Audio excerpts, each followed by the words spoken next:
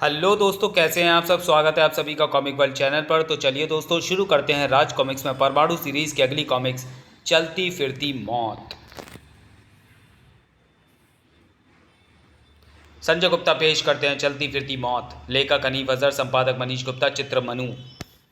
दिल्ली की आंख परमाणु कर्तव्यनिष्ठ पुलिस ऑफिसर इंस्पेक्टर विनय और फैशन मॉडल विनय ने आजकल अपने आप को एक और रूप में ढाल लिया है, और वह है दिल के हाथों मजबूर हुए एक प्रेमी का रूप। हेलो ममता, सॉरी, कौन थी वह जिसने विनय को इसके लिए विवश कर दिया था? ममता पाठक। हेलो ममता। हाय विनय, तुम इतनी सुबह मेरे घर पर कैसे आना हुआ? रात को सपने में भगवान ने दर्शन दिए और कहा कि बेटा, अगर कल का सारा दिन अच्छा गुजारना चाहता है तो सुबह सुबह ऐसी लड़की का मुंह देखना जिसे तुम सबसे ज़्यादा पसंद करते हो। सो मैं भगवान की इच्छा पूरी करने के लिए तुम्हें देखने दौड़ा चला आया। ओह, तो बाहर क्यों खड़े हो? अंदर आओ और जी भर कर देखो। अंदर घुसते ही विनय की नज़र पड़ी सुंदरता को भी शर्मा देने वाले उस चेहरे पर। अरे ये कौन है? ध्यान रहे, मैं परमाणु के रूप में इसे जानता हूँ, मगर विनय के रूप में नहीं। मुझे पता है, ये शीना है, मेरी फ्रेंड। परमाणु इसे मेरे पास छोड़ गया है। इस बेचारी का दुनिया में कोई नहीं है, इसलिए ये मेरे साथ ही रहती है। और शीना, ये है विनय, दिल्ली पुलिस में इंस्पेक्टर है, मेरा करीबी दोस्त, ठीक वैसे ही जैसा परमाणु है। नमस्ते। नमस्ते। तुम शीना से बात करो विनय, मैं तब तक तुम्हारे लिए शेक बना कर लाती हूँ। यही तो मैं चाहता था, क्योंकि एकांत में शीना से मिलकर मैं उससे प्यार का इजहार करना चाहता हूँ। लेकिन पहले मुझे उसकी पसंद नापसंद के बारे में भी जानना होगा। मिस शीना, आपकी तरह आपका नाम भी बड़ा ही सुंदर है। धन्यवाद। सिर्फ एक शब्द बोलकर ही चुप हो गई शीना। लेकिन विनय, लगता है आपको अपनी प्रशंसा अच्छी नहीं लगी। खैर, हम बातों का रुख दूसरी तरफ मोड़ देते हैं। अच्छा बताइए, आपको कौन सा पुरुष सबसे ज़्यादा पसंद है? सुपरमैन, ही मैन, शाहरुख खान, आमिर खान या फिर मैं? विनय के सवाल पर भौचक्की सी शीना विनय का चेहरा देखती रह गई। यह निसंदेह मेरा ही नाम लेगी, क्योंकि लड़कियां मेरे व्यक्तित्व की दीवानी हो जाती हैं। अपने व्यक्तित्व पर विनय को जो घमंड था, वह शीना के शब्दों के साथ ही टूटता चला गया। मुझे एक ही पुरुष पसंद है और वो है परमाणु। ओह, परमाणु से एक बार मिलने के बाद ही ये उसे इतना पसंद करने लगी है। शेख। तभी ममता शेख लेकर वहाँ पहुँची। हाँ तो विनय, अब सीरियस होकर बताओ कि कैसे आना हुआ। मैंने आज मामी के साथ पिकनिक पर जाने का प्रोग्राम बनाया हुआ है। अगर तुम भी शीना को साथ लेकर चलो तो मज़ा आ जाएगा। मैं तो तुम्हारे साथ जहन्नुम में भी जाने के लिए तैयार हूँ, लेकिन शीना से पूछना पड़ेगा। मैं घर पर ही रहना पसंद करूँगी। ओके, चलो विनय। ओह, शीना के लिए ही मैंने ममता के साथ ले जाने का प्रस्ताव रखा था। अब मैं ममता को मना भी नहीं कर सकता। तुम्हारे साथ पिकनिक का मज़ा आ जाएगा विनय। मुझे लगता नहीं कि मैं शीना का दिल जीत पाऊंगा, क्योंकि उसकी पसंद मैं नहीं, परमाणु है। अरे, ये मैं परमाणु से क्यों जलने लगा, जबकि मैं ही परमाणु, मैं ही विनय। शीना का दिल विनय के रूप में जीता या परमाणु के रूप में, बात तो एक ही है। क्या हुआ विनय? एकाएक ऐसी क्या खुशी मिल गई जो तुम सीट से उछलने लगे? जवाब देने के स्थान पर विनय जीप को एक झटके से रोककर उतर गया। मुझे एक बेहद ज़रूरी काम याद आ गया ममता, तुम यहीं रहना, मैं अभी आया। फिर ममता को हक्की बक्की बैठी छोड़कर वहां से भाग खड़ा हुआ विनय। कुछ ही देर में परमाणु बनकर शीना के सामने मौजूद था। परमाणु!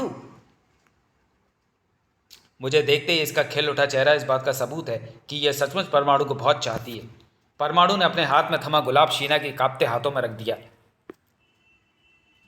ये किस लिए परमाणु? फूलों की भी एक भाषा होती है, समझ सको तो ये तुम्हें खुद बताएगा। खुशी के उड़न खटोले पर उड़ता परमाणु कुछ ही पलों में विनय बनकर वापस लौट चुका था। बड़ी देर कर दी वापस लौटने में। अच्छा, आप बताओ कहाँ गए थे? देर तो होनी थी, आखिर तुम जैसे फूल को प्रेजेंट करने के लिए फूलों के ढेर में से एक सुंदर फूल जो चुनना था। ओ विनय, थैंक यू। तुम मेरे लिए फूल लेने गए थे? जी नहीं, मामा मामी के लिए लेने गया था। Oh sorry Vinay, thank you again. अच्छा हुआ वापसी में ममता को फूल देने का ख्याल आ गया, वरना वह सवाल पूछ पूछ कर मेरा सिर खा जाती। कुछ ही देर बाद प्रोफेसर कमल कुमार के बंगले पर। देखो विनय, मुझे ज़्यादा प्रेस मत करो, मैं तुम्हारे साथ पिकनिक पर नहीं जा सकता। लेकिन मामा जी, प्लीज़ विनय, मुझे बहुत काम करने हैं। आखिर विनय को हार माननी ही पड़ी।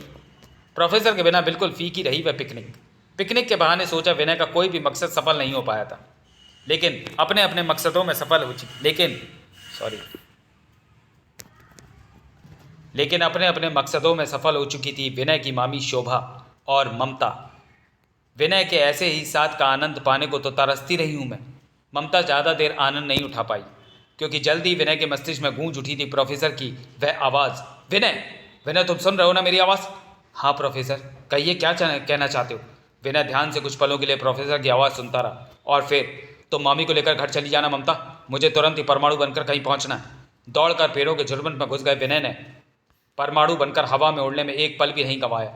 मुझे हवा की गति से उड़ान भरकर कुछ ही पलों में पहुंचना है कनॉट प्लेस। अपने हाथों की कठपुतली बनाकर दौलत वालों ने मुझे ये रूप दिया है। इसी के बल पर उनके द्वारा बनाई गई दौलत की इस दुनिया को उजाड़ डालूंगा मैं। भागो भाग भागो, लेकिन ब्लास्टर से नहीं बच पाओगे, क्योंकि ब्लास्टर है चलती फिरती मौत। हा हा हा हा हा। नहीं, और मौत किसी को बचकर भागने नहीं देती। ब्लास्टर द्वारा उछाली गई वह कार कई निर्दोष जिंदगियों की मौत का कारण बनते बनते रह गई, क्योंकि उसे रोकने पहुंची थी परमाणु रस्सी और परमाणु। धड़ाक! हमारा रक्षक वंडरमैन परमाणु। वाओ! बस कर शैतान बच्चे, बहुत शैतानी कर ली तूने। ताड़! परमाणु के बारों ने ब्लास्टर के होश ठिकाने लगाने की बजाय उसे और भड़का दिया। अब तक मैं सिर्फ बदला लेने वाला एक इंसान था परमाणु, लेकिन तूने रोकने की कोशिश करके मुझे एक ऐसा शैतान बना दिया है जो अपनी शैतानी आंख से सामने वाली हर चीज को जलाकर राख कर देता है। फड़ाक! देख मेरी शैतानियत का एक नमूना। उफ, गजब की ताकत भरी है इसमें। भारी मोटरसाइकिल को तिनके की तरह उठाकर फेंक मारा। अभी परमाणु जमीन से टकरा ही था कि उसे ब्लास्टर की एक और पावर का सामना करना पड़ा। अरे! रतन डागा ने कई सुपर पावर मुझ में भर दिए हैं, जैसे मैं कई टनों वजन को अकेला उठा सकता हूँ। अपने हाथों में लगे ब्लास्टर से किसी भी चीज़ को पल भर में मिट्टी में मिला सकता हूँ, और पल भर में ही न सिर्फ कई 100 फुट गहरा गड्ढा खोद सकता हूँ, बल्कि उसे तुम जैसों की कब्र भी बना सकता हूँ। ओह, गड्ढे में मिट्टी तेजी से गिरने लगी है। निश्चित ही मेरे लिए कब्र बन जाएगा यह गड्ढा, अगर मैं तेज गति से उड़कर बाहर नहीं निकला तो। अब इसे जल्दी बेबस करना होगा। ओह, मैंने कहा था ना परमाणु कि मेरा ब्लास्टर किसी भी चीज़ को मिट्टी में मिला सकता है। ये गए परमाणु छल्ले, और ये गया परमाणु। बहुत घमंड है तुझे अपनी पावर पर, यही घमंड तुझे ले डूबेगा। ता देख, फंसा ना फंदे में। ज़रूर फंसा, लेकिन मेरे लेज़र कटर मुझे कहाँ फंसा रहने देंगे। कड़ाक कड़ाक! और मैं खड़ा कहाँ रहने दूंगा तुझे तेरे पैरों पर। सारा अंतरिक्ष घूम गया परमाणु की आंखों के सामने। कुछ पलों के लिए वह अपनी सुध बुध खो बैठा। यह भी भूल गया कि मास ब्लास्टर नामक मौत का दूत एकदम उसके सामने खड़ा था। बस परमाणु, अब इस इमारत के ढेरों मलबे के नीचे दबकर तू अपनी अंतिम यात्रा के लिए रवाना होने वाला है। फड़ाक! मैं ये प्रार्थना करूंगा कि तेरी ये यात्रा मंगलमय हो। गर्व से अपना शरीर उठाए इमारत को अपने ब्लास्टरों की मदद से उस मलबे में बदल चुका था ब्लास्टर, जो परमाणु को अपने में दफन कर लेने के लिए मौत बनकर तेजी से नीचे की तरफ बढ़ रहे थे। लेकिन परमाणु के हर पल की किसी को खबर थी, और परमाणु का ट्रांसमिट हो जाना उसी का परिणाम था। थड़ थड़! उस स्थान से कुछ ही दूर होश में आते ही परमाणु ने ब्लास्टर की खोज में चारों तरफ नजरें दौड़ाई। कहाँ गया वह? तभी गूंजी प्रोफेसर की आवाज़। तुम्हारे ट्रांसमिट होते ही वह चला गया। ओह, लेकिन वह फिर किसी भी समय वापस आ सकता है। हाँ, इसलिए मैं उसकी शक्तियों की कार्ड तैयार करने की कोशिश में जुट गया हूँ। तुम उसके निर्माता को जेल पहुँचाने की सोचो। ओके प्रोफेसर, मैं अभी इंस्पेक्टर विनय के रूप में ब्लास्टर का निर्माण करने वाले रतन डागा से मिलने पहुँचता हूँ। सुपर पावर रिसर्च सेंटर, मुझे रतन डागा से मिलना है। उनसे मिलने के लिए अनुमति पत्र दिखाने की आवश्यकता होती है। हाँ, ये देखो। शायद तुम भी इसी तरह बेहोश होना पसंद करो। नहीं। भयभीत दूसरा गार्ड तेजी से सामने से हटा, लेकिन इंस्पेक्टर विनय के अंदर घुसते ही उसने जो हरकत की, उसका परिणाम तुरंत ही इंस्पेक्टर विनय के सामने आया। ठहरो इंस्पेक्टर, इस रिसर्च सेंटर में जब तक हम नहीं चाहते कोई कहीं नहीं जाता। ठहर तो मैं जाता हूँ दोस्तों, लेकिन मुझ में एक आदत है कि मैं जहाँ जाना चाहता हूँ वहाँ पहुँचकर ही दम लेता हूँ, फिर चाहे रोकने वाले तुम जैसे हों या तुम जैसों के बाप। फड़ाक फड़ाक! इंस्पेक्टर, तुम पहुँच गए यहाँ? हाँ, और अगर तुमने 1 मिनट में मुझे यहाँ चलते काम और अपने और ब्लास्टर के संबंध में स्पष्टीकरण नहीं दिया तो मैं तुम्हें यहाँ से खींचता हुआ थाने ले जाऊँगा। अपने गुस्से और शब्दों को काबू में रखो इंस्पेक्टर। यहाँ गैर कानूनी कुछ नहीं होता। यह एक रिसर्च सेंटर है जहाँ सुपर पावरों की खोज और उनका निर्माण किया जाता है। यहाँ हम साधारण आदमी को अथक मेहनत के बाद सुपर पावर बनाते हैं। हमारा बनाया एक अकेला सुपर पावर लगभग 100 आदमियों का काम कुछ ही घंटों में कर डालता है, जिससे समय और पैसे दोनों की बचत होती है। ब्लास्टर भी हमारे द्वारा बनाई गई ऐसी ही पावर थी। वह भूपेश कात्रे नाम का एक अदना सा आदमी था। लाखों रुपए उस पर खर्च करके हमने उसे सुपर पावर बनाया, लेकिन हमारी रिसर्च में शायद कोई कमी रह गई, जिसकी वजह से वह बागी होकर भाग निकला। उसकी रिपोर्ट थाने में दर्ज है। और इसी बात ने उसे इतना अधिक जुनूनी बना डाला कि वह दिल्ली के लिए एक खतरा बन गया। और ये सब हुआ तुम्हारी वजह से, क्योंकि उसे सुपर पावर बनाने वाले तुम हो। तुम अपराधी हो।